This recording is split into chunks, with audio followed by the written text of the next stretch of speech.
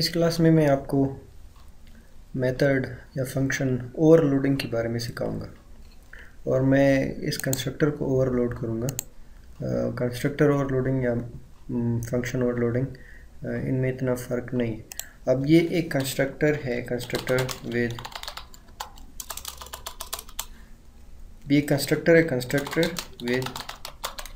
Parameters.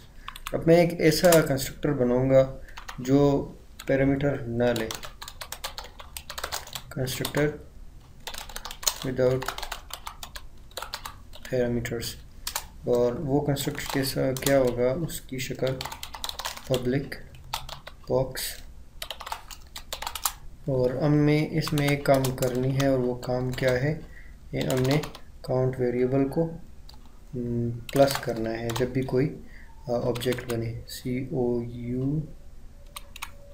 COUNT count.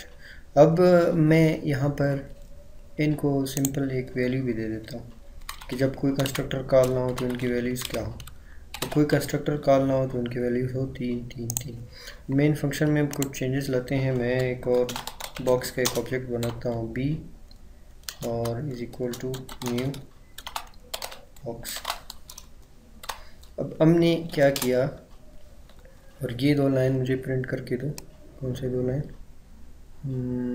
Objects made एक मुझे चाहिए, Ctrl+C Ctrl+V। और उसके बाद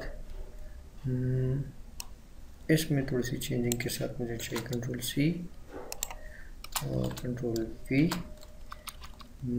बॉक्स B का वॉल्यूम मुझे चाहिए, वॉल्यूम ऑफ B।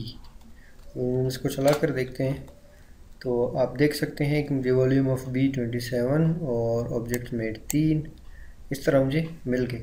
अब होता क्या है कि जब भी हम कोई कंस्ट्रक्टर को ओवरलोड करते हैं, किसी फंक्शन को ओवरलोड करते हैं, तो हम क्या कर रहे होते हैं, असल में हम लोग दो मुख्तलिफ ऐसे फंक्शन बना रहे हैं कि कोई भी उनमें से चले तो सही हो। जैसे हमने एक बॉक्स का एक कंस्ट्रक्टर बनाया जिसमें कोई पैरामीटर नहीं है और एक बॉक्स का कंस्ट्रक्टर बनाया जिसमें पैरामीटर है। तो अगर मैं इस बॉक्स को बनाते हुए उसको पैरामीटर दे देता हूँ तो मेरे पास ये कंस्ट्रक्टर उस वक्त रन होती है बॉक्स की। और अगर मैं कोई पैरामीटर नहीं देता हूँ, जैसे कि यहाँ पर मैंने दिया ही नहीं है, तो मेरे पास ये कंस्ट्रक्टर बनती है और यही कॉल होती है अगर जब भी हम कोई कंस्ट्रक्टर वगैरह बनाते हैं। तो आप इसी तरह फंक्शन के साथ भी कर सकते हैं, फंक्शन ओवरलोड भी कर सकते हैं। लेकिन एक चीज़ ख्याल रखिएगा कि फंक्शन ओवरलोडिंग उस वक्त काम करती है जब इनके सिग्नेचर से मेरी क्या मुराद है, सिग्नेचर से मुराद मेरी ये है कि उनका पैरामीटर क्या है, उसका नेम क्या है किसी भी फंक्शन का, और उसका रिटर्न टाइप क्या है, ये इसका सिग्नेचर क्या। उनका सिग्नेचर यूनिक होना चाहिए, मुख्तलिफ एक दूसरे से होने चाहिए। और आप ये नहीं कर सकते हैं कि आप यहाँ पर डबल लेंथ की बजाय डबल विड्थ, डबल लेंथ और डबल हाइट इनकी नंबरिंग में फ़र्क कर दें कि सबसे पहले आप यहाँ पर लेंथ है, यहाँ पर विड्थ लिखते हैं, फिर हाइट, फिर लेंथ नहीं। वो कंस्ट्रक्टर एक ही कंसीडर किया जाएगा या माना जाएगा। अगर कंस्ट्रक्टर तब्दील है, एक दूसरे से ओवरलोडेड है, तो इसका मतलब है कि उनके पैरामीटर में कुछ ऐसी चेंजिंग है जो इसमें वो चीज़ नहीं है। अगर 3 डबल मैं यहाँ पर भी कॉल कर रहा हूँ और 3 डबल यहाँ पर कॉल करूँ, लेकिन सिर्फ इनके वैल्यू को आगे पीछे करूँ इन वेरिएबल को, तो वो ओवरलोडिंग नहीं है। तो ओवरलोडिंग का हमें किस वक्त ज़रूरत पड़ती है? हमें उस वक्त ज़रूरत पड़ती है जब हम कोई फंक्शन बना रहे हैं। फॉर एग्ज़ाम्पल मैं एक ऐड का फंक्शन बना रहा हूँ और वो ऐड क्या करते हैं कि हमसे कभी डबल टाइप ले लेता है और कभी इंटीजर टाइप। अब मैं उस ऐड फंक्शन को ओवरलोड करके डबल के लिए भी बना देता हूँ और इंटीजर के लिए भी।